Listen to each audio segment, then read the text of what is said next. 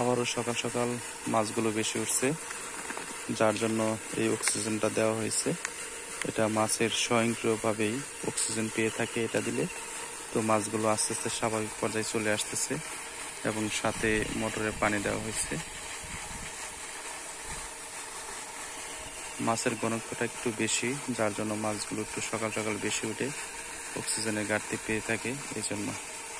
তাই ওষুধটা দিলে অর্থাৎ অক্সিজেনটা দিলে স্বাভাবিক পর্যায়ে আস্তে আস্তে ফিরে আসে মাছ। আপনারা দেখতেই পাচ্ছেন এখনো কিন্তু অনেকগুলো মাছ বেশি আছে। এগুলো মাছ হচ্ছে পাবদা মাছ।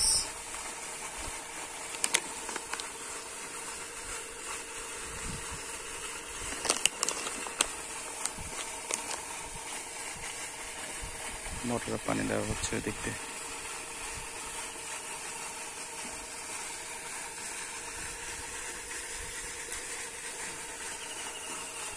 আস্তে আস্তে স্বাভাবিক পর্যায়ে আসতেছে।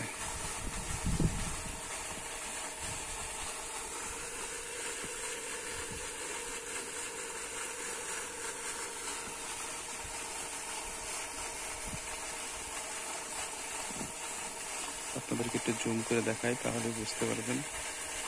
এই যে দেখেন, মোটামুটি এখন অনেকটা নিয়ন্ত্রণে চলে আসছে।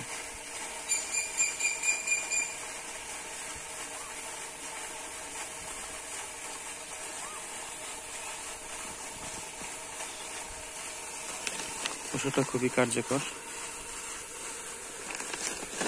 পুকুরে মাছের জন্য।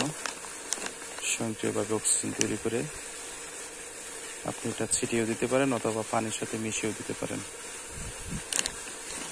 মোটর দিয়ে পানি দেওয়া হচ্ছে, অথবা আপনি নেমে পানিটাকে একটা স্রোত তৈরি করতে পারেন প্রাকৃতিকভাবে অক্সিজেন পাওয়ার জন্য।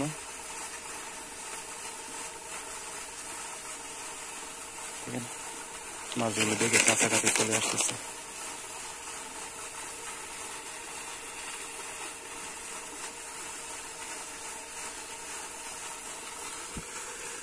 এটা আবহাওয়া খারাপ থাকলে এরকম হয়, মেঘলা আকাশ কিংবা যদি রোদ না ওঠে, অতিরিক্ত বৃষ্টির কারণে মাছগুলো অক্সিজেনের ঘাটতি হয়ে থাকে। তো এটা আস্তে আস্তে আবার ঠিক হয়ে যায়, ভয়ের কিছু নেই। তবে এটা ভয়ও আছে, এরকম পর্যায়ে থাকতে থাকতে একটা সময় দেখা যাচ্ছে মাছগুলো সব মরে যায় অক্সিজেনের ঘাটতির কারণে, অক্সিজেনে ফেল করে যেটাকে বলা হয়। এখন ভোর, ফজর আজানের পরপরই মাছগুলো অক্সিজেনের ঘাটতি হয়ে থাকে বেশিরভাগ।